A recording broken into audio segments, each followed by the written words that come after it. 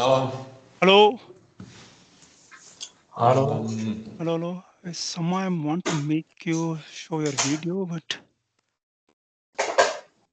Yes, now it's possible. Camera is on. yeah, can you start your camera if it is possible from your end? But somehow I not. Yeah. Oh, okay. Now I can Now see. it works. Yeah, now it works. Hi. Yeah. Hey.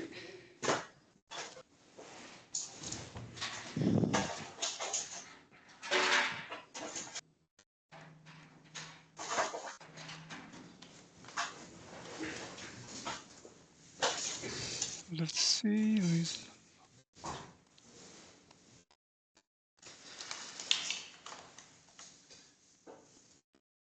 Yeah, so we are only 3.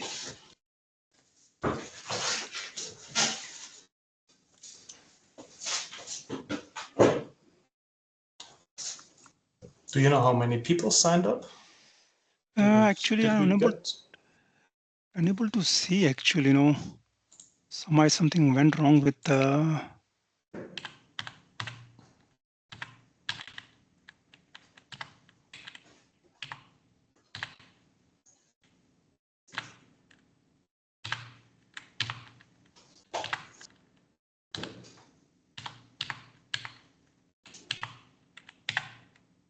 I think so. We have to wait a couple of minutes.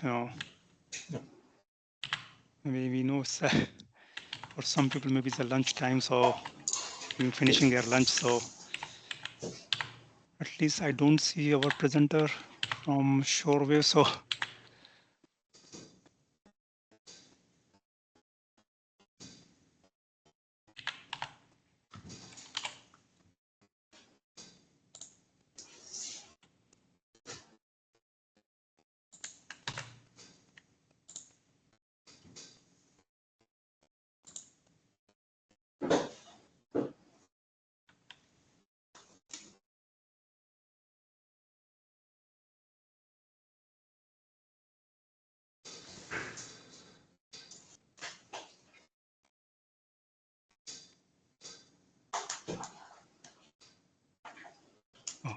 I think so by default everyone has only, so I have to make one by one unmute them. That's strange. So that's the problem with this one. Maybe I should have done.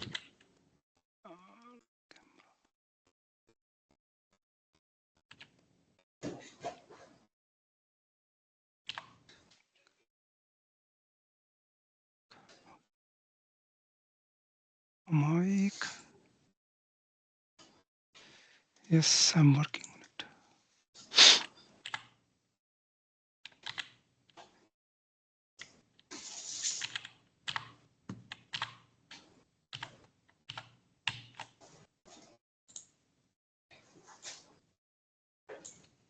Hi. Now you can speak. So. Now wait. I wasn't sure if it was my fault or. No, actually, somehow I don't know. Everybody is coming as disabled mic, so I should have, of course, somehow change the settings. So okay. Also, I cannot the sharing. Yeah, I'll enable that one also. Make a presenter, so I will doing so. Let me see. Aris, I think so. Yes. Yep. Yeah. Okay. Very nice. So at least you'd like to have all the presenter have access to camera. I think so. We can wait 1 or 2 minutes more, and then we can start. So.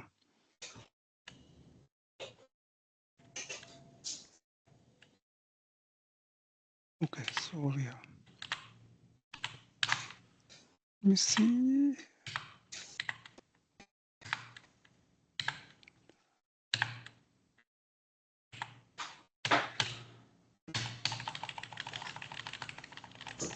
Yeah.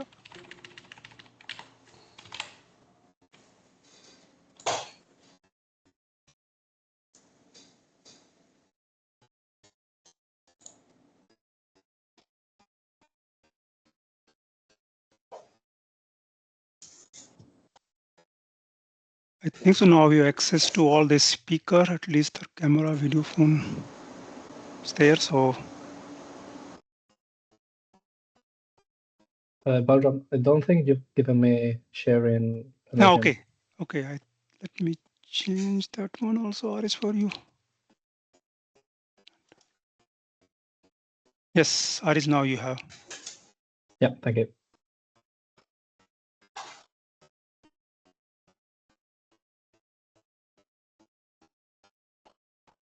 Okay, so we are 24 participants now.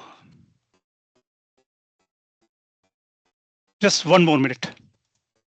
Then we just. Can we maybe one time test if the sharing works or not? Yeah, could you at least let me try first? So do you see my screen? Yes. Okay, then maybe you can try also yours. So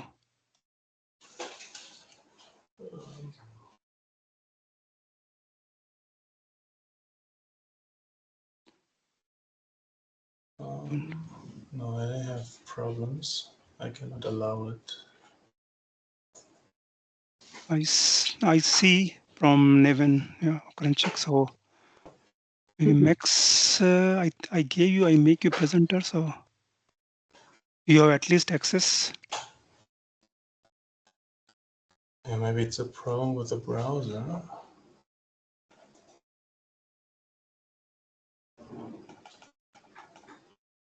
I cannot allow to share a screen somehow. But from my end, you have given options, so I don't see any other thing. Guys, maybe I need to change the browser one time. Yeah. So Fine, yeah. I come back in a second. Yeah. But meanwhile, we start. So we can see Max. Yep. If we come to then maybe you can share your presentation, one of us. In worst case, I hope Yep. it works by that time. So maybe we can start then. Yep. Yes, so let's see if we are recording this one. We check.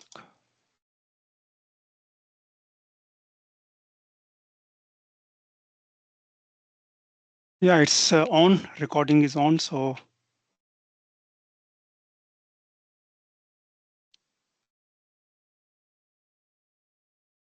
okay, maybe I think so we can start now. So welcome everyone for this webinar on. Do you see my slides? Yeah. Yeah, Yes. great. Mm-hmm.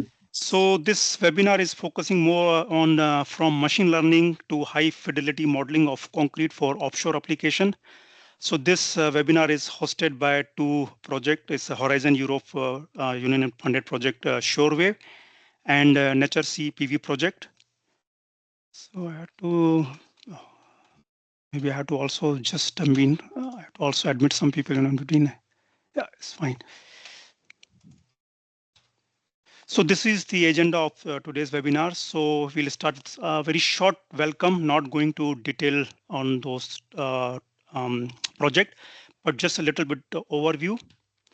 So there will be four talk in this webinar. So first we'll start with prediction of concrete property using machine learning. So speaker will be Virgil Delahaye from SINTEF Norway from Surewave project. The second topic will be on thermodynamics modeling of cement hydration and concrete durability. Then speaker is Neven Okrenchik from Technical University of Darmstadt, Germany, from Nature Sea PV project. The third topic will be on high fidelity simulation of mass transport in geometrical complex 3D structure. So speaker is Max Luer from again same university, Technical University of Darmstadt, Germany, Nature Sea PV project. The last talk will be on high fidelity modeling of reinforced concrete, both with validation and prediction. The speaker will be Aris Dorensoro Larbida from SAIT, Spain, Surewave project. And finally, we'll have some question and answer session. So I think so in this case, you have to type your question on the chat. So we will answer, we'll respond to your question. So actually, both Surewave and Nature Sea PV projects have common goal actually. So they are funded under the same call. Basically, the concept is basically to develop and test an innovative offshore floating photovoltaic system using circular materials. So basically, this is a kind of bulk major objective of these two projects. And basically, at the end, what we'll do, we will be enabling durable, reliable, and sustainable offshore floating photovoltaic system by advancing innovative concrete-based substructure and predictive modeling tools.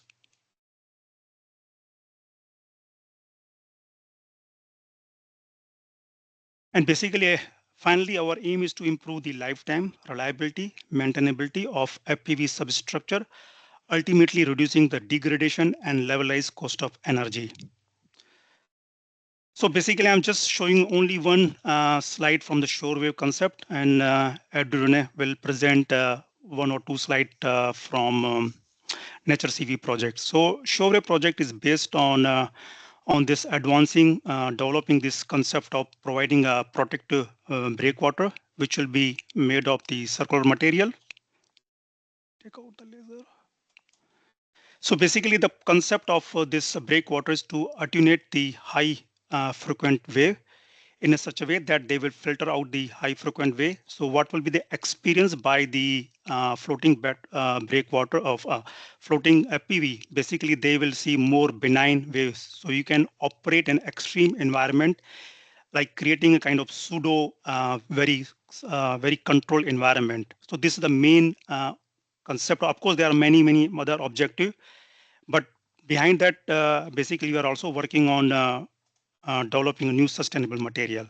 So I'm not going to detail of the project. So if you want to know more about the project, you can visit our homepage, surewave.eu. So the next, I'm not sure, Adhiran, if you want to have you want to present your own slide, or you are muted, Adhiran. Sorry. Yeah. Actually, I had more slides, Okay. but no, don't worry. I can do it faster and just make it shorter. So yeah, basically our proposal was to design a substructure based on nature, and so we started off with the design of a water lily, which has been afterwards it's been developed into the final design. Taking into account the extreme conditions that it needs to withstand. Then regarding the materials, we have we are working in developing eco-ultra high performance concrete using lower clinker cements and geopolymers, and also biocoatings based on biomonomers for fouling, anti-fouling, and also to reduce ingress of chloride and sulfates. And that's basically the main, as Balram said, there are other objectives. There is also the societal objectives, which are we were working also to assess how this can impact to other, society and also other organizations that do live off of the sea, and also the animals and vegetation of the sea. That's another part also of in both projects. And basically, we had a part of laboratory validation of these materials and the design, and the idea is to scale up into prototype elements. And that's it basically. Yeah, thank you. Yeah, but thanks a lot, Drune. So yeah, so again, if you want to know more about the project, so you can visit their homepage. Mm-hmm. Yeah. So the main topic we'll go through now. So maybe Virgil, you can start sharing your screen. Yes. Do you hear me? Yes, Virgil. Okay. Then I will share my screen now. Do you see my screen? Yes. Okay, perfect. Thank you, Balram, for giving me the word today. I have to apologize a bit because I'm a bit sick, so maybe my voice will be a little bit distorted, but I hope that it will still be clear enough and that the explanation and the presentation will be as smooth as possible. The first presentation today is about concrete material properties modeling using machine learning. And this is a work that has been carried out during the Surewave project that Balram was mentioning a little bit earlier today. Myself, I'm Virgil. I'm a senior scientist working in Syntef industry. But my colleague Afaf, she's also senior scientist working in my group, has been mainly working a lot on the technical details and on the development of these tasks. So she's here today, I think. But if there are any questions, I can answer them, or she can also, if it's possible. A little bit of content for this presentation today. First, I will give some ideas about our background and motivation. Why did we choose to look at machine learning algorithm for concrete modeling properties? Then I will give a few words about the challenges that we are facing and the main idea and objective of the work that we have been carrying out in Surewave and that we are actually using also in other projects now. Then I will give a few words about the methodologies followed during the task. And finally, I will give some preliminary results and highlights of this work that we have been doing, knowing that this work is still ongoing and that we are writing a paper on that. So there are also some results that are preliminary. And finally, I will finish with some conclusion and highlight for further work. Okay, a bit of a large background and motivation. I took this slide that there is here from our Deep Wind presentation in January. So that's why there are wind turbines and not floating PV on this slide. But of course, the methodology and the idea is exactly the same. We start from a component or a structure that is made of concrete here. So we have a TLP substructure in this case on the picture, but we had to do the same with Surewave with a pontoon and breakwater. And then typically we would like to optimize the components, either the component strength by trying to tune the concrete properties and the concrete performance, or also to tune the geometry or the weight or any type of design parameters. But to do that, we need to understand what are the laws that are applied on these components. And for this, we have a set of tools. We could use CFD, for example. We could also use some lab tests. And then we will have some loop between us, trying to develop updated and optimized material formulation. And to do that, we will either rely on some lab experiment and lab demonstration, of course. But a very important part of the project that has been Surewave has been also to try to develop some numerical tool to ease this optimization process. And we have had some kind of multi-scale approach where some of us has been working mostly on trying to predict the compressive mechanical properties based on some concrete recipe. And we have been developing the tool for that. And some of us has been trying to develop the numerical optimization and the structural optimization. And this is the topic from Aritz that will come later on today. So on this presentation now, I will focus mostly on this multi-target optimization of concrete mixes and prediction of properties here. When it comes to the challenge related to machine learning models, okay, I will just not use the. We face a problem when we are talking about concrete and modeling of concrete, because the concrete materials are extremely difficult to represent and to model accurately with physical rules and physical formulation. It's a very complex material properties with a lot of interaction between the constituent and the mixes. And that makes the prediction of even compressive strength for very simple mechanical properties very, very complicated. At the top of that, there have been a lot of work on concrete and a lot of data on concrete in the research or also in the database everywhere in the world. But there is a lack of solid and unification of these different databases, and the concrete properties are not stored the same in different databases, which makes using all of this data very difficult for us because, of course, the interpretation of the data is very different. And this boils down to this interpretability and explainability. It's how to link the concrete properties to the database and how to make sure that the right input when it comes to mix correspond to the right outputs and the right results that we're expecting. So that's also very connected to the database interpretation. And finally, when it comes to try to find some, let's say, a model that can predict the mechanical properties based on the database, then we face also a challenge, which is what is the best algorithm adapted to actually predict the concrete properties. Of course, the machine learning algorithms are pretty interesting for this, but there are also several, and it was also important to us to try to find which one was the most adapted and try to find the limitation on the different machine learning algorithms that we have been using here. So this is really the background and the motivation. It boils down to 4 different points, but mostly I would say related to the database and database structuration and to the machine learning and the choice of the algorithm that we need to use.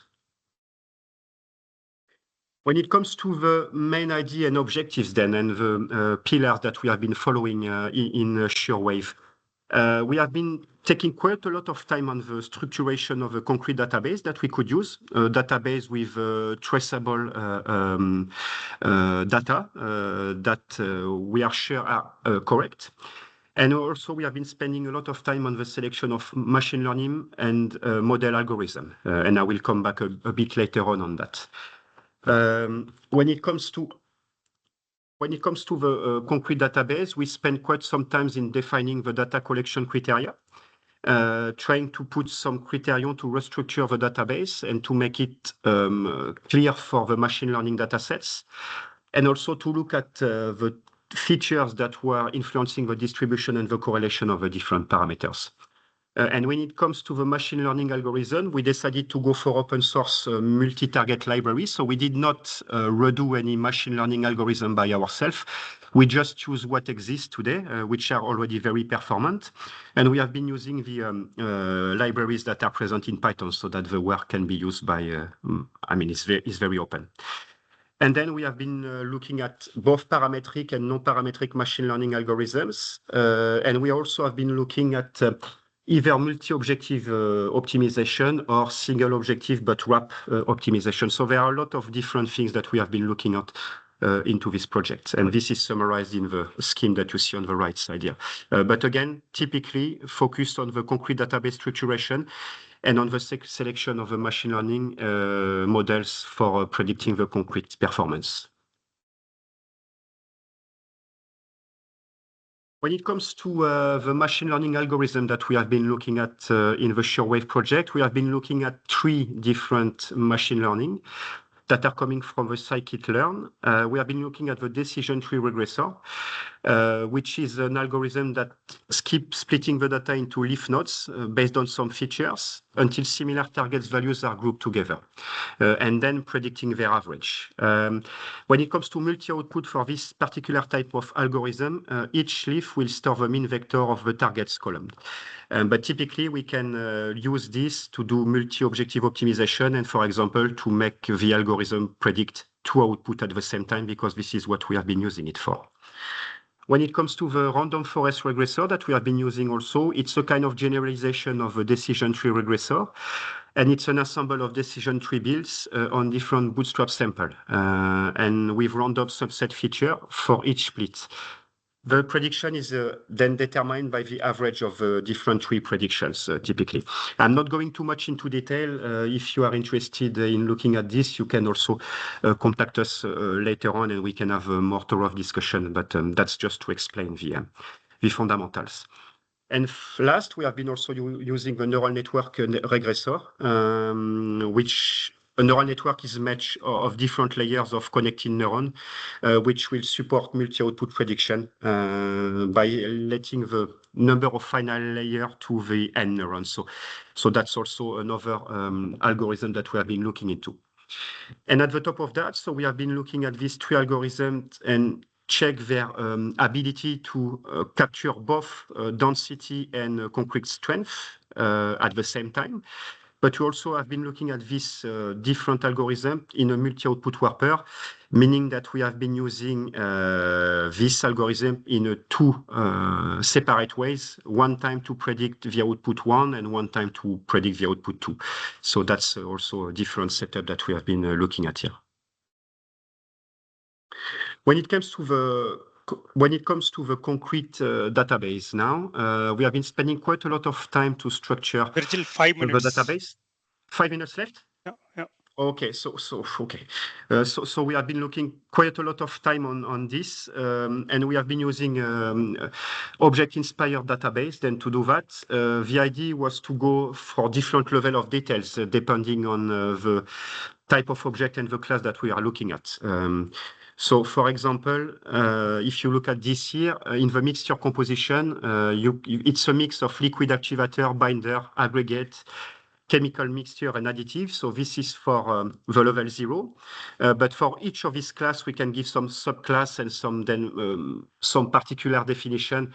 So if you look, for example, at binder, we can define different types of binder, cementitious and non-cementitious. So we can really go to several layers of details like this, and we can compare all the machine learning algorithms. So we can make them run at different level of description and level of details. And of course, we have been quite picky to define the database that we have been using. So we have been using database from open publication, and we have been very picky and making sure that we had traceability and that we had the right testing conditions, and that we also had access to the full recipe. But at the end of the day, then the database was pretty narrowed because it was only representing 340 data points around all the database and that we have been investigating. So if you look at level 0, for example, here, you can see that we have quite a good spread of distribution of a different constituent at level 0. So between water, binder, aggregates, admixture. Additive is a bit lackluster, so we did not have too much information about the additive use. So that's a little bit of a catch here.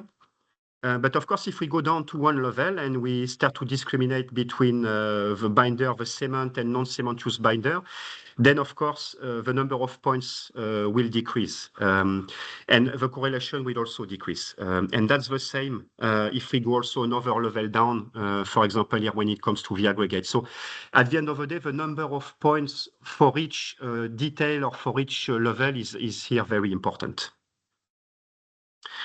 If we look at the way the database, the trends in the database, we can see that there are some trends that are pretty difficult to see, like the amount of water, for example. But some other trends clearly show an effect on the compressive strength for the density. Typically, the aggregates or the binder or the ratio of normal weight aggregates, for example. So there are some trends in some of the parameters, but it's more complicated than this because all of the parameters are kind of working together. So it doesn't give you the full picture to just know the evolution for only one parameter. And that's how this machine learning are very good to actually try to predict such a kind of materials. When it comes to the different machine learning that we have been using, as I said, here is a quick summary of what we have been looking at between the decision tree, the forest, and the neural network. Overall, we found that the forest was performing the best and at the level 1, which gives sufficiently number of details, but still enough points per details in order to train the machine learning algorithm. If we go one detail lower, then we are kind of losing the accuracy, and this is typically because there are too many levels, too many categories, and not enough points per. Overall, also, how much? 2 minutes. Okay, but overall, then we found out that it's easier to predict the density than the compressive strength, and that the compressive strength is more sensitive to material details, especially at level 2. And if you look at, if you run the different machine learning algorithms for each output, so if you run the machine learning twice for 2 outputs, the prediction will be better compared to if you run one machine learning algorithm for 2 outputs. But at the same time, it's more difficult to find, let's say, an optimized formulation then because the density and the compressive strength won't be connected. So there is pros and cons on doing either full multi-objective optimization or a wrapper way to do things. Finally, we can also see that depending on the algorithm chosen, you won't get the same importance of the different features or the different input parameter considered. And as you can see here, the random forest generator will put more importance on the binder segments, for example, and on the aggregates, while the neural network will spread and will give equally or a little bit more importance to the different input parameters considered. So in a way, the random forest is more predictive, but the neural network gives also more importance and more weight to the different constituents. So it's a more fine-tuned machine learning algorithm here. And then very quickly then to finish, the summary for this work is that the database structuration is critical to get good results and understanding machine learning prediction. Machine learning is, of course, very sensitive to data sets and to the number of points that are set to 0 in the set. So typically when we go lower, when we go down to level, then we start to get a lot of parameters and input parameters that are set to 0. And that becomes a problem. So more points, but more quality points are needed.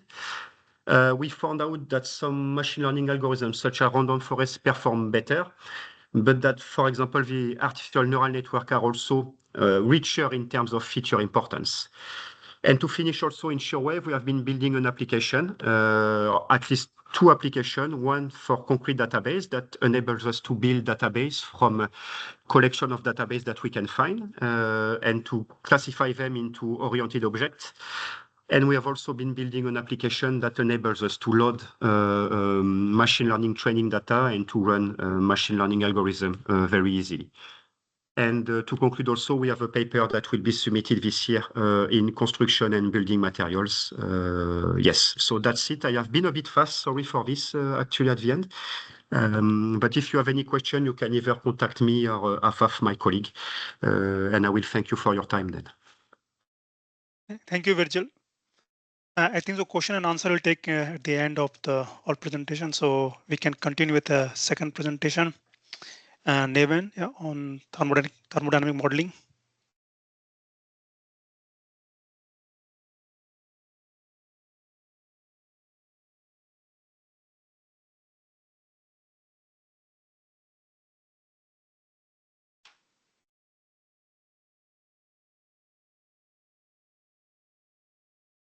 You are muted. You can hear me now? Yes, I can hear you now. Okay, let me share the screen.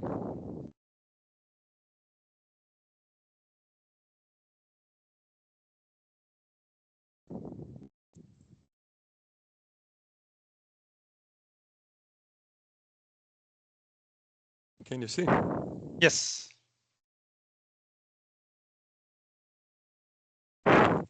Okay.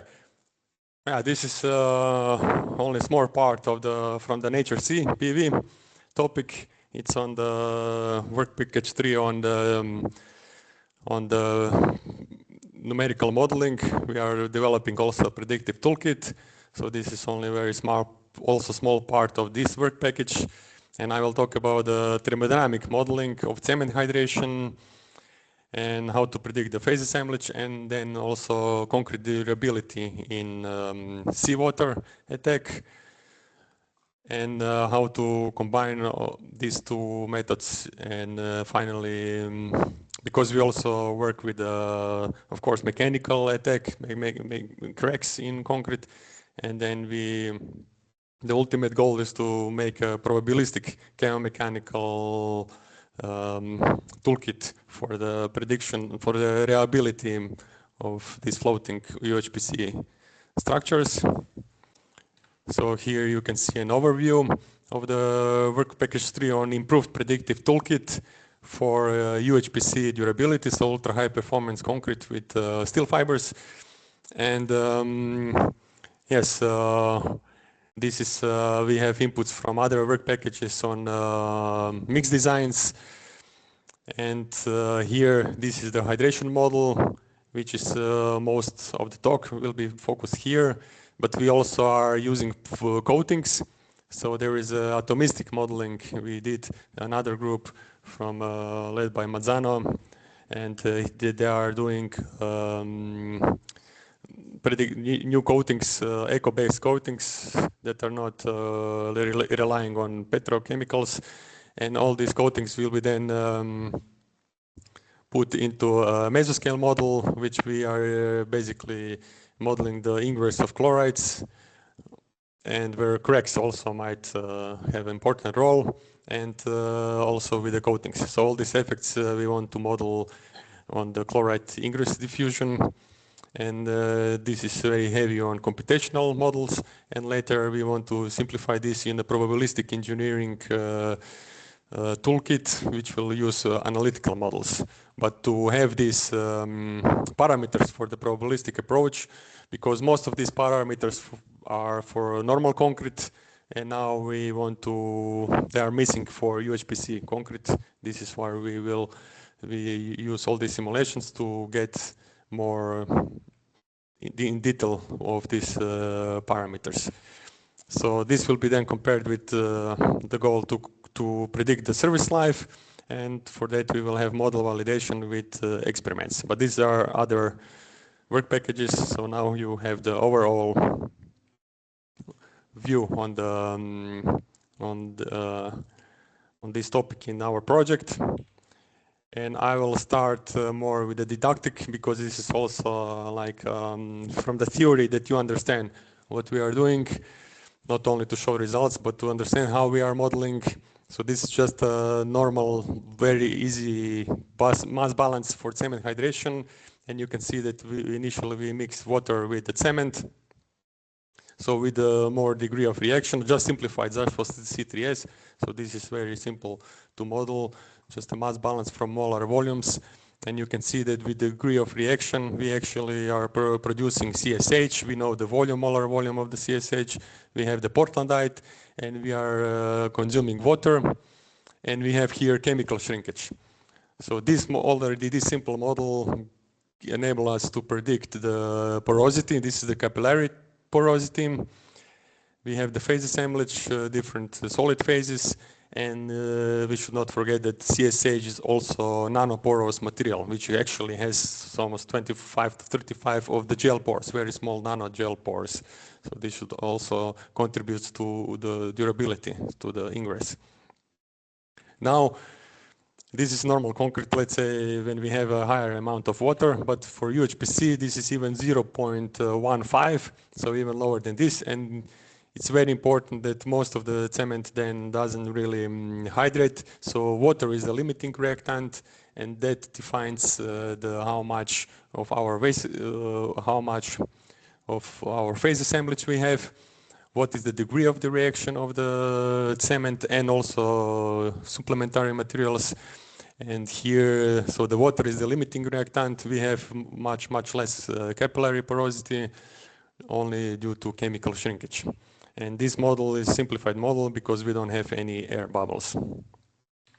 So now, with thermodynamic modeling help us to also include many phases, because this was only for halide for the main phase. So I will just explain briefly the chemistry behind thermodynamic modeling, and I will do it on the example of the carbon CO2 speciation in water and solubility of calcium carbonate. So just that you understand what kind of equations we are solving. And so this is a typical case of that we have different species, chemical species dissolved in water. So like Hb plus ions, protons, OH minus, dissolved CO2, and different species with different protonation degree. And we can write these chemical equations, which basically gives us a system of equations to solve. This is a nonlinear system. So from the equilibrium mass balance, the equilibrium constant gives us these values, so we can solve for each species. And basically we need 1, 2, 3, 4, 5 unknowns to solve. So we need 5 equations. And of course the one more equation is the total carbon. And we still have only 4 equations, and the missing 5th equation is actually the charge balance, which allows us to solve only CO2 speciation. So this is very important because all the solubility is driven by this speciation. And now if we plot it, we will see how these species are changing with pH. And the second is the solubility. So now we have the minerals. For example, calcium carbonate mineral is dissolving, and it's producing calcium ions and also CO2 minus species, which then equilibrates with all these different species what we saw before. And this is the solubility product that determines our how much of the calcium carbonate will precipitate or dissolve. And this is one extra equation that we need to solve for. And if we solve it, we can know exactly for which concentration do we have precipitation, or if it's undersaturated, we would have this solution. So this kind of equations is solved by thermodynamic modeling. So now you have, in a nutshell, the full explanation of the all equations on the thermodynamic modeling. And now we apply this exactly the same, just we have many different solids, minerals to precipitate, and many different speciations. So it's almost like hundreds of unknowns to solve. And this is what we are solving with typically with Frixie or GAMS. And in this phase assemblage, the goal is to predict the phase assemblage of the cement hydration. So input is the cement composition. It's a blended cement, so with slags typically and the silica fume, and also the effect of temperature. And this is the GAMS solver, for example, open access and tool that we are using. And as output, we can predict the phase assemblage of the cement paste. Pore solution, this is also important because we know the conductivity of the pore solution, which is important to predict if we know we measure the resistivity, we can predict the effective diffusivity.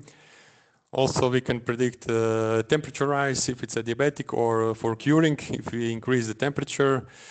So how the kinetics is increased, and we can predict the seawater effect, which I will explain later. But now let me show you some results on the. So we can hear already for high water cement ratio, but as you know, UHPC has very low water cement ratio, 0.15. Here is for 0.25, so water is the limiting reactant, and that actually determines us the degree of reaction of the Portland cement and slags and silica fume. So we can see the phase assemblage if it's fully all the water is consumed. Of course, this kinetics is approximative, but we show that it works actually quite well. And then here I show some results on if we are changing the kinetics. So from 20, 40, and 60 degrees, you can see how this degree of reaction of clinker phases and also slag, how it shifts. So we are increasing the degree of reaction. Nevin, 5 minutes. Okay, so this is this we compare the model we validated also for the concrete on the porosity, and there was quite promising results. Even though we didn't include any air bubbles, this could maybe explain this deviation, and but also probably the reactivity of slag is important to, of course, to better predict the porosity. And for the seawater degradation, we can predict all these different phases like thaumasite, Friedel salt, so like addition of seawater, how the phases are dissolving, and other volume expanding phases are precipitating. And yes, there is this also RILEM committee that's on the diffusivity test methods, how to measure the diffusivity of blended cements. And we have different methods, because in UHPC we actually have steel fibers, we turned out that the only method, we can also use accelerated methods with the voltage, and the natural diffusion is actually turned out to be the only method, but of course we have very slow diffusion. So the only way to predict was the natural diffusion, and here I'm showing some results for the normal concrete where we use reactive transport. So we have the effective diffusion coefficient and also the Langmuir binding isotherm. And but now for the steel fibers, this is the presentation which will be presented by Loar after me, Max. and he will talk about how do we predict diffusion with steel fibers. But here I would like to mention the results from this natural diffusion, which is very, chlorides are just on the surface. And this could actually give us very nice, because we use microscopy, EDX method to quantify the chlorides. And this already gave us the diffusion coefficient on the 10 on power of -14, so very small diffusion coefficient. And yeah, now we to validate our modeling results. Finally, yeah, we also have cracks, and here this is a nice way to demonstrate it, because when you lift it and put some water on top, and later when you pull it down, you actually have first the water is thrown in by capillary, but when you lift it back, the water is going out, so you can really nicely, it's like sweating water out when it's pulled back, so you can really see how the cracks are actually closing and where are the cracks, but of course they are important for durability. They are closing, but still we think it's important to predict this, and this is what we are doing in the probabilistic approach. We can see anchored concrete where the diffusivity doesn't change and it's lower because of the hydration, and we have cracked concrete because now the exposure and all these evolving material properties, this chemomechanical behavior, how this is changing our diffusivity under the load of the waves. And this is the probabilistic then failure. We can predict for different thicknesses of cover depths what would be the corrosion of the rebar. So just to conclude, so I showed you a thermodynamic model, how it can predict phase assemblage, also pore solution and porosity, and this is supporting our mix design, curing optimization. We can also use CO2 curing and predict the durability on seawater attack. I show you how the water is actually limiting the kinetics of the hydration in UHPC, and this can be used for model validation and calibration. This is ongoing.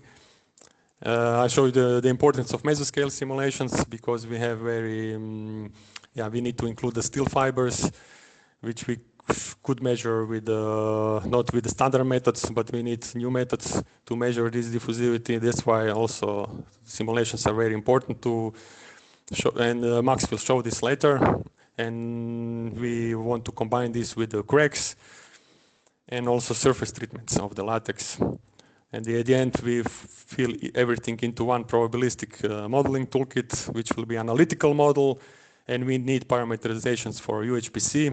In literature, we only have for concrete, but the goal is finally to tune these parameters and make it possible to predict the reliability of service life of floating UHPC structures. So thank you very much. Thanks, Neven. Maybe then we can move to third talk from Max on high fidelity simulation of mass transport in geometrically complex 3D structure. So Max, can you share your screen now?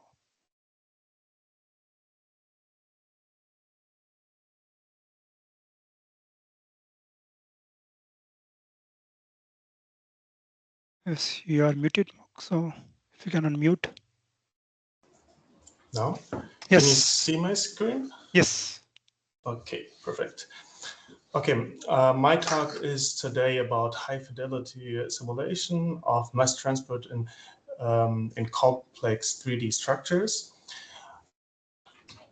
So the main idea was behind, we have at first we have chloride ingress from the sea, so which normally then we have chloride ions outside, and then they are penetrating into the concrete. So this looks in normal concrete something like this. So we already see here that it's not completely constant if we add bigger aggregates. If we have a more homogeneous material, like you see here, we have normal equations in the codes to predict how fast it penetrates inside. So, and then from this, we can also calculate the lifetime and the maintenance and service life.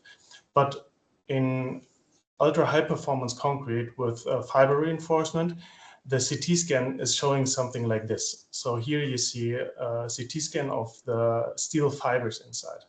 So, and then you already see that we have a big difference of the normal concrete or more homogeneous material to the fibers.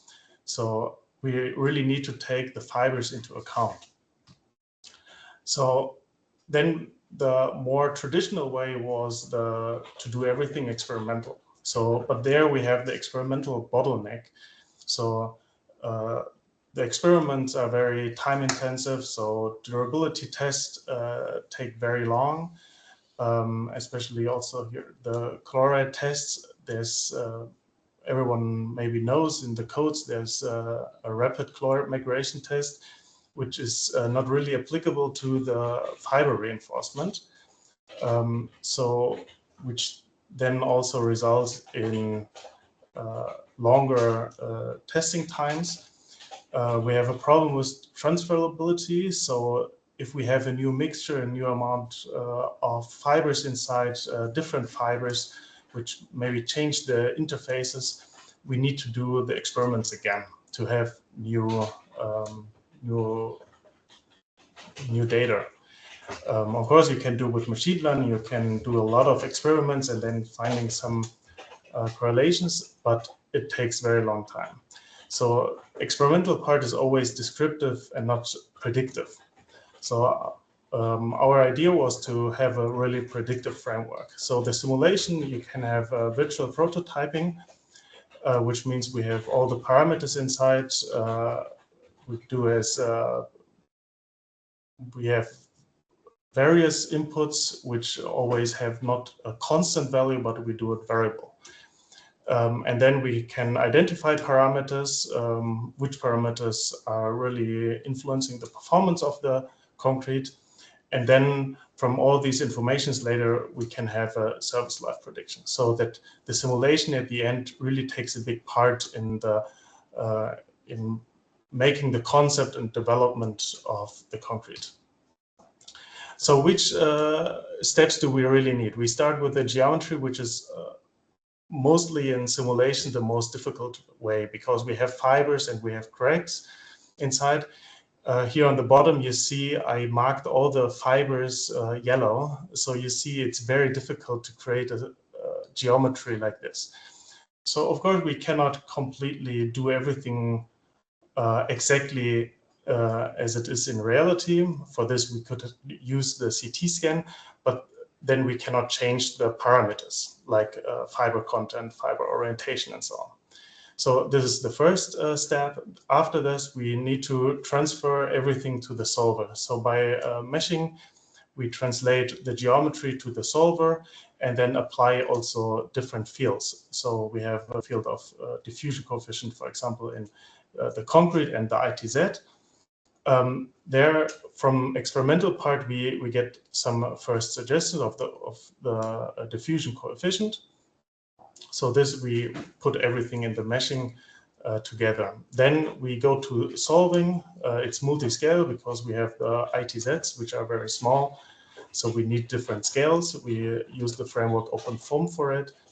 Then we need to have it scalable in the sense that we have not only very small specimen, but also bigger. So how does the ingress behave if we have longer or bigger specimens, so longer fibers, for example, and then we need a specific domain to be representative, and then also a solver which has extendable physics, so how to include later chloride binding and so on. And then as a result, we get a chloride ingress, the concentration distribution, and an apparent diffusion coefficient at the end. So how to create a geometry? Which microstructural elements do we have? So we have the fibers, we have fractures, so which can be from outside, as you saw on the picture from Neven, and they can be inside. And the third thing is we also have interfaces. So everyone knows the ITZ. So how does the chlorides propagate along the ITZ? And is there maybe a critical path? This word of critical path you will hear later more often from me. I will also explain it later. And then I created, so this creation is very difficult, but we could generate an automated code, which with the input parameters of fiber length, diameter, volume percentage, how many cracks outside, how many cracks inside, and which geometry has the cracks, so that we really can change the geometry for various cases. And here on the right side, you see different cases with different amount of fibers, different amount of internal and external cracks. In the meshing, we have, the meshing is very difficult because we have the ITZ with around 30 micrometers, but the whole domain of 10 centimeters. So how to mesh this? So we need a really high density mesh, which is we use the hierarchical meshing, because if we just to reduce the amount of cells. In this case, for example, you can see a very high fidelity grid, up to 28 million cells, so which really has high impact on the computational power and how fast you can really solve these problems. But we could make a computational stable version. We have the meshing stable with everyone maybe who's a little bit into this meshing procedures. There are a lot of problems you encounter if you have these huge scales, and it's very difficult to manage these scales. But the meshing was stable, the resolution increase is also stable, so I can define, dependent on which resolution I want to have, I can define the resolution of the ITZs, for example, and also an efficient mesh, so which is also in combination with the solver, which can also give me the information or the results I want to have in a more limited time. Then we have the different fields. I already said I want to see this critical path. So the critical path is if the fibers are somehow connected, so that the ITZs with a higher diffusion coefficient are connected, so that the chloride ions can propagate along these ITZs much faster. So we have like these local corrosions or local penetration into the concrete. And this needs to be resolved. So in the meshing algorithm, we can identify the ITZ by distance. If it comes to like 10 micrometers, we cannot completely resolve the 10 micrometers, but this you can adjust by an adjusted diffusion coefficient.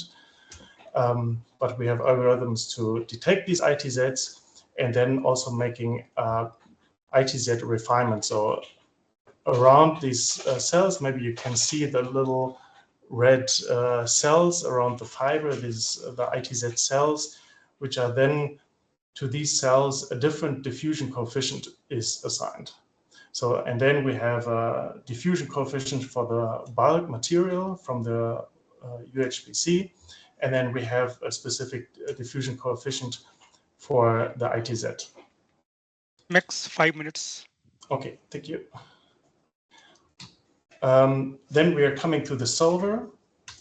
Maybe here you can see also which effect the ITZ has and the critical path.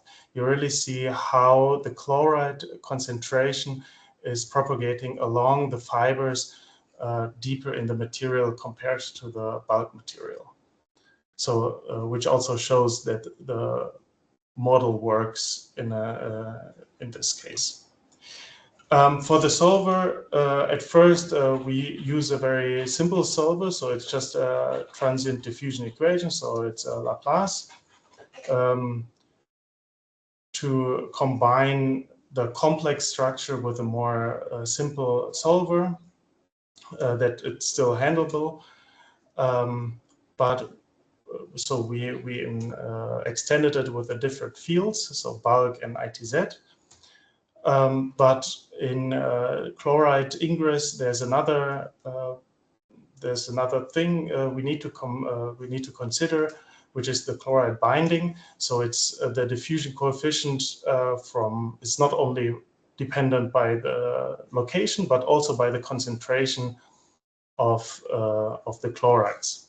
So for the chloride binding, we could implement the Freundlich isotherm, which makes a nonlinear binding in the cement matrix. So when the chlorides penetrate, dependent on the concentration of the chlorides, we have like you can think about maybe a sink of chloride ions, which are not taking place in the propagation, which is then can be described by the Freundlich isotherm, which also then reduces the speed of ingress. And especially in UHPC, we have a very high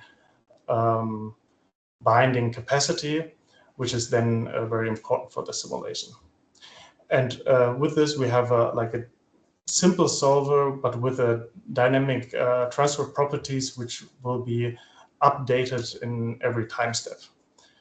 So then we have separated this updating of diffusion coefficients and the real solving of the transport equations in all the 28 million cells.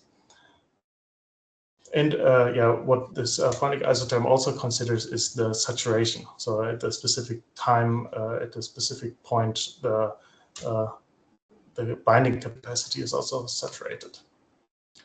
So what do we need then for a predictive framework?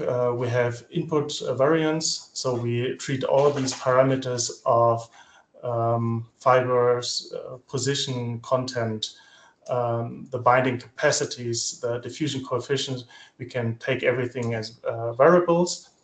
Then from making then case scenarios and optimizations, we can isolate the different parameters, so which parameters are very important for the maintenance and for the service life. We have this critical path analysis, for example, to say which volume content or volume percentage of fibers are critical to have this path or to block this path. And then as a result, we can get the apparent diffusion coefficient and also the maintenance life, or yeah, maintenance time. So what is the outcome at the end? So which capability does this framework has at the end? The capability can be in two ways. So in one way, as I described before, it can give us information about how to extend the service life. So as a feedback to the beginning of concrete concept. So up to which amount of volume fraction is still good for the concrete, from which percentage does this critical path exist. But also on another hand, we also can say we have a current mix design and how to predict now the maintenance life of this, or the lifetime of the whole structure, or when to maintain it at which point. And this can be calculated in the framework. Then we also have the flexibility compared to experiments to also make some variations inside. So having another UHPC, for example, the Eco UHPC, or having different concrete types, because we have the mechanisms inside calculated. And the efficiency is also very important because we can make this very complex scientific problem of ITZ with the fibers. We can make in a much more time-saving way. So we just put our parameters inside, which I mentioned, and then at the end we can get a service life, or you can directly decide which kind of performance this concrete in against chlorides has. Thank you very much. This is the team, and yeah, I'm happy later for questions.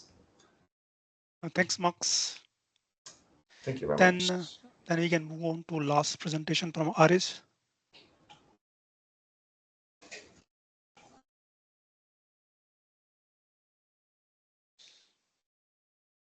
Hi, you should be seeing my screen. Yes, Aris, and we can hear you also. Great. Perfect, thank you. Okay, so first of all, thank you, Edwin and Balram, for organizing this. It's always very interesting to have the opportunity to share the work we've done. And also thank you to the rest of the presenters, because, well, it's been very nice to see what other groups are working on regarding these offshore PV topics. So this is, yeah, the last presentation of this session, of this webinar, and I'll try to be relatively brief. So yeah, I'm Matis Davonsoro from CIT as a representative of a small group that works in high-fidelity modeling, particularly finite element modeling, mechanical modeling of this reinforced concrete structure we've been analyzing in this project. So what this is the general workflow of the Surewave project. In particular, CIT has been leader of the work package 5, which is in predictive modeling and simulation tools for the material properties and structural integrity management. Our focus has been on structural integrity management in these 3 topics, and these are the key developments we've developed during the project, which is basically finished.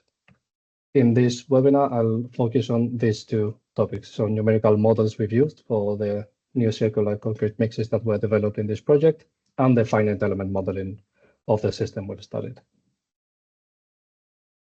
So the final objective of this particular task was predicting the mechanical behavior of the floating breakwater system of the system developed in the Surewave project. To define this, we need to know the geometry of the floating breakwater, obviously, which was designed and optimized by Clement. The loading history, so what loads it will be subjected to, which has been calculated by Magen, and of course the material that's withstanding these loads. These concrete mixes, these new circular concrete mixes, have been developed by Acciona and tested in the laboratory by Syntep Group. Okay, so I won't focus particularly much on geometry and loads, but this is what we had needed to adapt the geometry of the floating breakwater systems for our simulations, and we have needed to apply the calculated loads to the system. This has been done as volume forces, and the time series we obtained from Magen, we have had to adapt them to equivalent fatigue cycles, and we've isolated also extreme events happening in those time series to calculate the mechanical response of the system. Regarding the material, we are working with reinforced concrete, which is, it's anything but simple, because you need to consider concrete, which is already challenging numerically, and the reinforcement present to make it, reinforced concrete. So on the one side, we need to calculate to know the mechanical behavior of the matrix, so the concrete, which we have done based on the experimental data I'll describe in a few slides. And the reinforcement, we've introduced it in our finite element simulations, which we have carried out using Abacus through the embedded element technique. So the data we have had to calibrate our numerical models has been data from 3-point bending tests carried out at Syntef with these beams you see.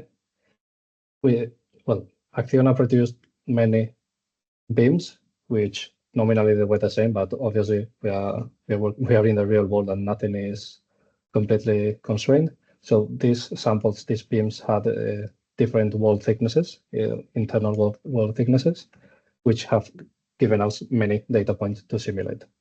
These have been tested in 2 perpendicular directions. So in this vertical direction, where the beam is supposed to be stronger, and in the perpendicular direction. The results they have obtained at the experimental campaign have been these force displacement curves. So we have tried, before that, we need numerically to simulate the mechanical behavior of the concrete. For that, we have already said we use Abacus, and Abacus has a concrete dynamic plasticity model available in its database. So it is a material model that allows different behavior and the compression and tension. It allows hardening and softening, and it's subjected to these parameters you see on the right. But we still need to define how the compressive and tensile behavior of the concrete to be studied is. We have taken this reference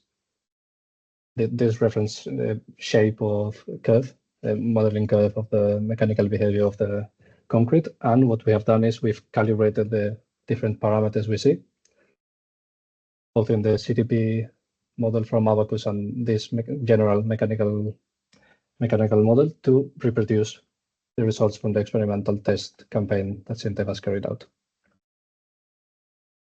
So as input, we have had the results of SINTEF's mechanical tests, and we have reproduced this in our finite element simulations. We've carried out these simulations, and with focusing on the peak of the force displacement curve, so the maximum force that these beams can withstand and how much they can deform before reaching that point. We have carried out an automatized calibration procedure to reproduce this mechanical behavior. Here we see that there were two different data sets, so two different materials that were developed in the project. This is for one of them, for this high-performance concrete results. These are the experimental data we had and the results we have obtained. I'm missing the legend, sorry. Black dots are the experimental data, and the blue dots are from our numerical simulations. We see both the displacements and the maximum forces that we predict quite well, considering that we're working with concrete and not steel, which is much more accurately defined. This is for one of the materials, and this is for the other material, where we also see that we reproduce quite well the mechanical response. So what we have done basically is we've taken a generalized procedure, which is testing these concrete beams, a generalized material model, which has been the general shape you've seen in the previous slide, and we capture the behavior of two drastically different concrete mixes with following this automatized procedure to calibrate these models. Since concrete is relatively complex to model, and in particular with these mixes that are standard, that they are not standard, they've been developed in this project. Well, this procedure, this methodological development has been quite successful in reproducing this information, which is not available otherwise in literature. From these results we obtained, there's still the reinforcement we have to consider. So the floating breakwater is relatively large, and it has many reinforcement bars. It's the number is given as roughly 1,000, can be 20% more, 20% less, but it's a very large number of rebars that are reinforcing these systems, and it's not viable to model all of them individually. What we have done instead is we've used the embedded element alternative, which allows independent meshing of both the concrete and the rebar, so we can simplify the system. We can simplify the mesh of the system and still have many individual rebars. This is done through a local stiffening of the matrix elements, so the concrete in the regions where it has rebar is stiffer. And it can be done through either 3D, 2D, or 1D elements. In our case, we found that 3D and 1D elements work best because the 2D membrane elements caused over stiffening of the matrix. The results of our final finite element simulations. Here we see both the matrix and the reinforcement bars. But this I show here in the screen, where we see the behavior of the bars can be described individually. And from these global simulations, we've identified the critical regions, so the stress hotspot, the points, the regions where highest stresses were found. And to this, we've carried out sub-modeling procedures of these regions.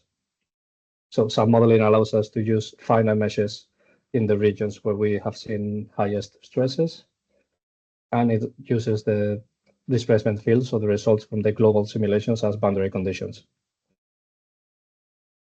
We've also increased the complexity of the model we're using. So from one-dimensional beam elements, we've gone to three-dimensional brick elements, so we can represent each one individually with more detail. And this has allowed us to describe the local stress distribution of the rebars in the stress hotspot. This has been used as an input for crack propagation algorithms we've developed within the work package as well, and finally to be applied in the structural health management system. Won't get into detail on this because the focus on the talk is on the prediction of mechanical behavior of the concrete. But just a short summary of an already short presentation. What we've done as a part of this project has been developing high-fidelity models for reinforced concrete, specifically non-standard mixes, where we've captured the geometrical complexity of the floating breakwater system, which is not a simple, geometrically simple system. We've reproduced the mechanical behavior of these concrete mixes that were developed during the project. And well, I haven't focused much on it, but the complex loading history was also interpreted and introduced as a key factor of this work.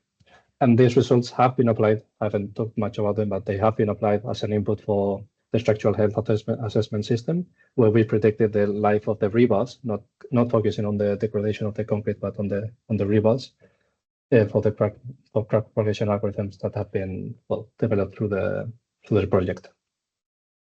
And that's been my presentation. Thank you. Well, thank you again for attending and giving me the opportunity to present this, and I'm open to any question you may have. Thanks, Arish. So with this, we are coming to the end of all the presentations. So thanks, Virgil, Neven, and Max and Arish for your excellent presentations. So we covered quite large topics here, like from machine learning, thermodynamics to high fidelity simulations and FEM models. So now we are open for the questions. So either you can use your chat or there's a Q&A session. So you can type your questions if you have any, or if you want to speak, you can just say yes. So I can just give you access one by one. So any questions from audience?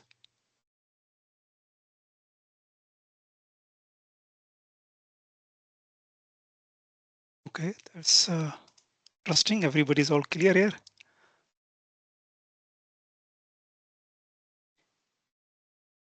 Okay, if not, maybe I can just start with, just to give a warm up, because we have 10-15 minutes. But I think so I will ask more on the Nature CV project because I know what is done in Surewave. So I have first questions on Neven on this. You're talking about this. This is a computationally demanding, but you didn't say anything about the time, like how long it takes to run one simulation.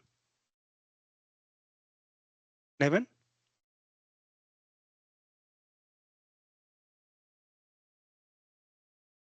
Can you hear me, Neven? Or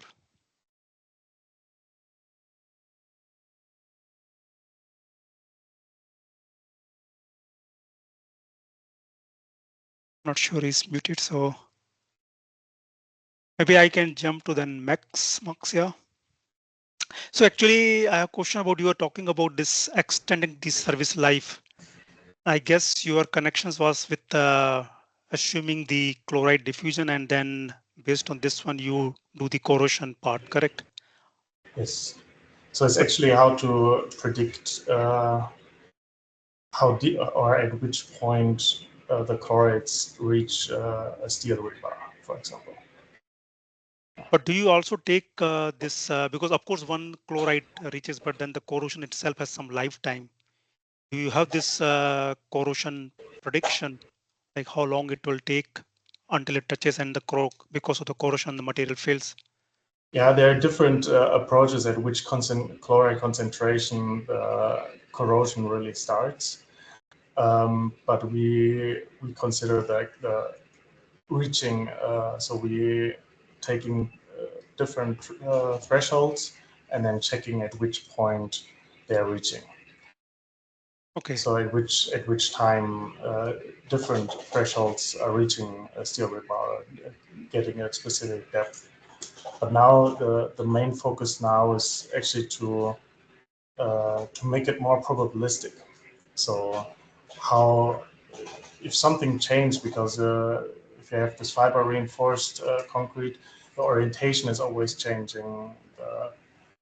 Maybe at some points a little bit of the volume percentage of the fibers are changing a little bit, and then changing which parameters are really sensitive. So are there parameters we really need to take care of it, that they that we don't reach a specific limit, or how stable is the system? So, but the calibration is very difficult, especially for the diffusion in the ITZ, because like the RCM methods are not really applicable, I think, because you have like this electrical field, and you have the steel fibers which interact. So this is a little bit difficult. So we're focusing more on the probabilistic system. Yeah, but current, if you have natural diffusion, the UHPC is so dense, and that there's nearly no diffusion inside. So it's really the focus is on how the cracks propagate, how big are the cracks, are there specific thresholds of crack width we need to take care of, for example. And this is, I think, also, if you think larger to the project and also larger to the project, it's, I think, a very important information. Oh, interesting. Any questions from the audience? Not yet. No? But I can continue because it's a very interesting topic, and since I've also, my also expertise in open form, so so I could ask on. So what about, did you try on grid? Because I said it's 28 million mesh, correct? So it's quite large metrics, and with very small dimensions. So you have to resolve this micrometer to centimeter scale. So it's a very large. I know the pain, when you're using the grid stretching. But did you use like kind of grid sensitivity studies? Yeah, so 28 million cells take around 8 hours or so for calculation. Okay.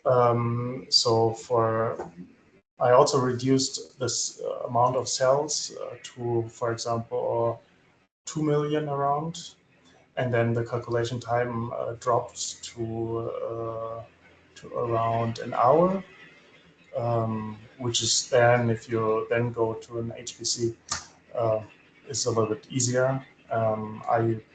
But the results didn't change that much. Of course, you have a different resolution, so it doesn't look so nice anymore, but the results didn't change that much.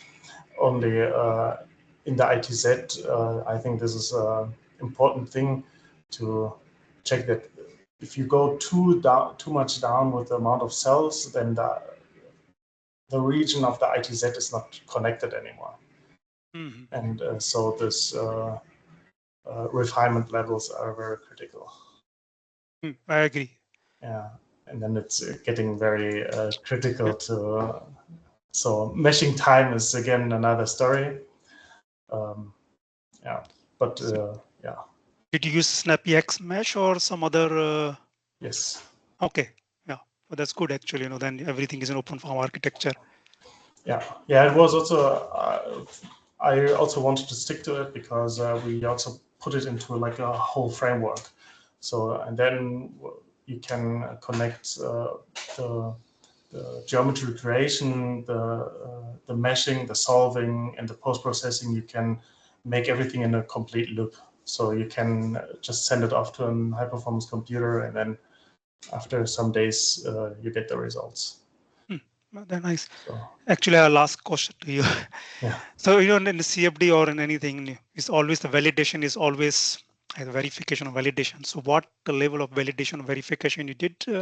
I'm not sure if I catch any presentation on this one, or Yeah, this is something we're working on because the experimental results is a big problem because the validation really needs to focus on the ITZ or on the diffusion of the ITZ, and this is still a very critical path because not only inside the concrete but also inside the research, because how to define which diffusion coefficient is inside the ITZ. Yeah, so this is something it's still ongoing, how to make the validation inside. So I played a lot with the different diffusion coefficients, and then changing higher gradients, that because if you put like the UHPC diffusion coefficient, it's taking too long time. Mm-hmm. So I tried different combinations of bulk and ITZ diffusion coefficients to see if the code works and if the whole parameter validation or the parameter study is working. But the validation is still a problem, because at some point you need the experimental results inside. Agree. Yeah. Yeah, but thanks, Max. Any question to Max or to other presenter? So, yeah. No. But I can still ask. I have a couple of minutes. So, is it correct? Neven is correct pronunciation, or? Yes, Neven is okay. Mm-hmm. Yeah. Because I have been before I start the meeting, I search how to pronounce the names. It's always a challenge.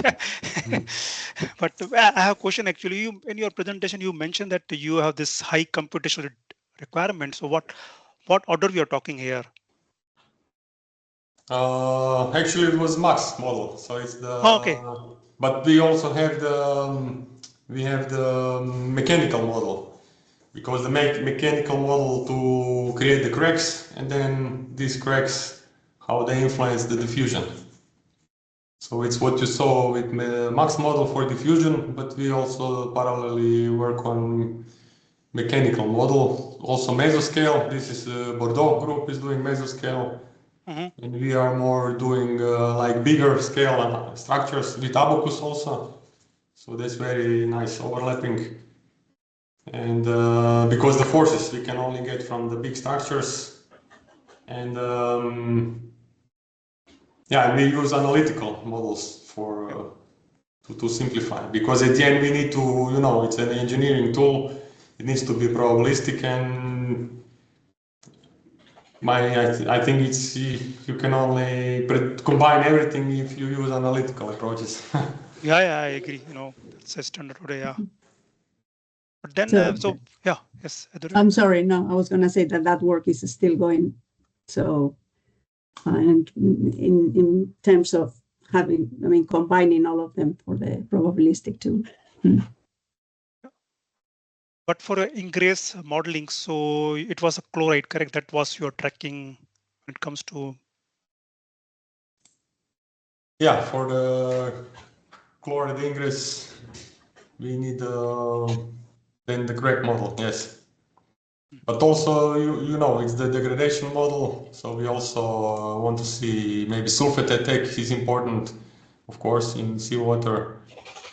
It creates this tomazite and expansive products that can also then create cracks. So it's really chemomechanical model, yes, that we need. And mostly it is like both thermodynamically and kinetically driven mechanism, what you're showing in your presentation, correct? Yes, yes. And there is, from what I also mentioned, that's also very powerful modeling, because we also go from atomistic scale, because there is this, latex for the surface treatment, and the group from Spain, also Manzano's group, they developed the atomistic model for interaction between polymers and cementitious materials. And this is what we also upscale with kinetic Monte Carlo to get the diffusion through these diffusion coefficients through these polymers and cementitious systems. So this is also one aspect that's inside, but we didn't have time to show here everything. Yeah, I understand. Yeah. But still, I'm thinking about the more practical, because if I see that mostly the simulations are in the time domain, correct? But in the real life, there is a space and time is also involved, and there are multitude of time and length scales. So how do you see that conversion, like converting this only time scale to both in the space and the time?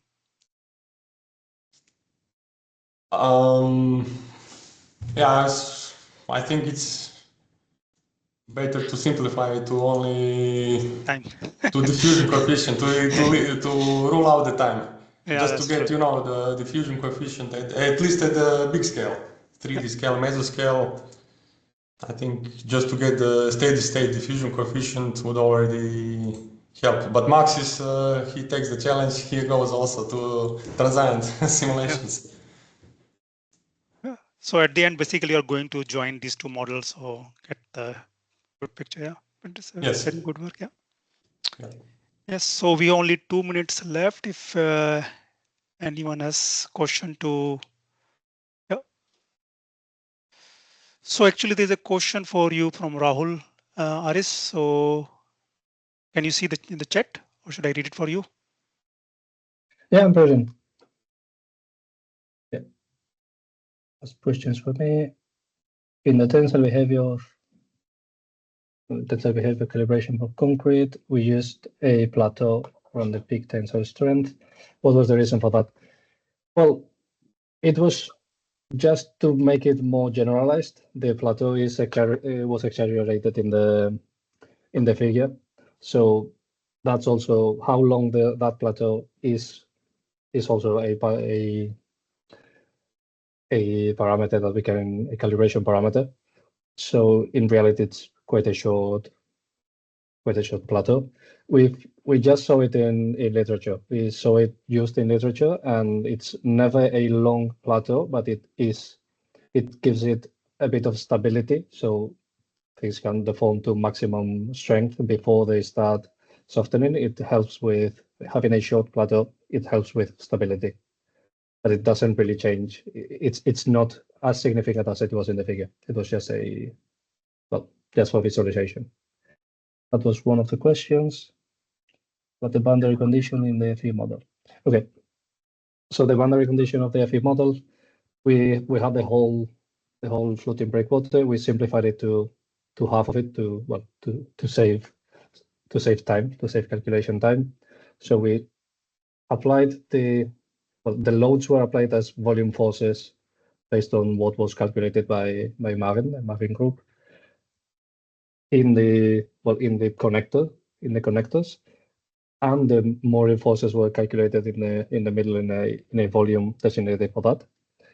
And the other boundary condition that was left is the symmetry for the to reproduce the whole system.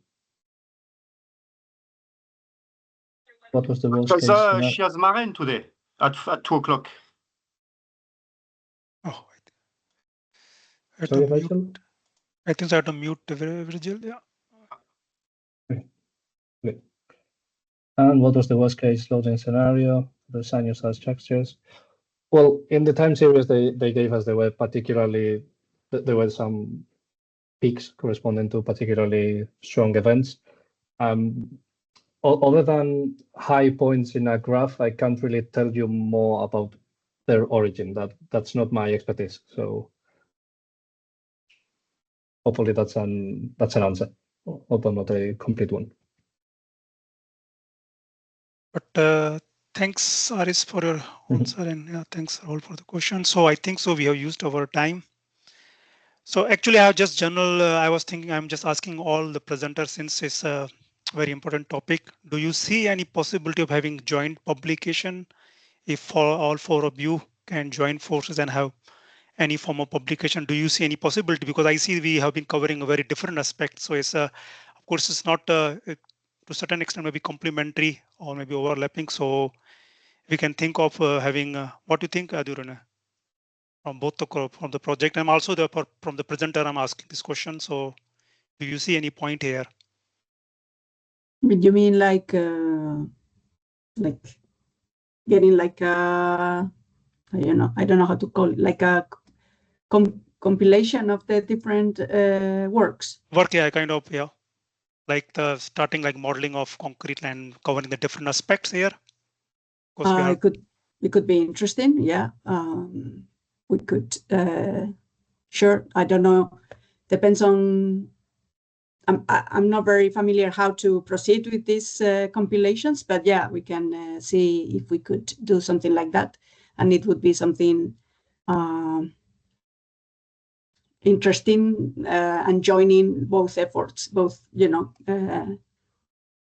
efforts from the project, both projects. I mean, so yeah, maybe we can discuss it. Yeah. After the in the following days. Yes, we can do that. Yeah. Mm-hmm. Okay. Thanks. But with this, I would like to thank you, all of you, all the presenter and all the attendee for joining this session and for the questions answer. Thank you very much. Thanks a lot and have a nice day. Thank you, Balram, for organizing it. Bye-bye. Thank you very much. Bye. Thank you. Bye-bye. Bye-bye. Bye.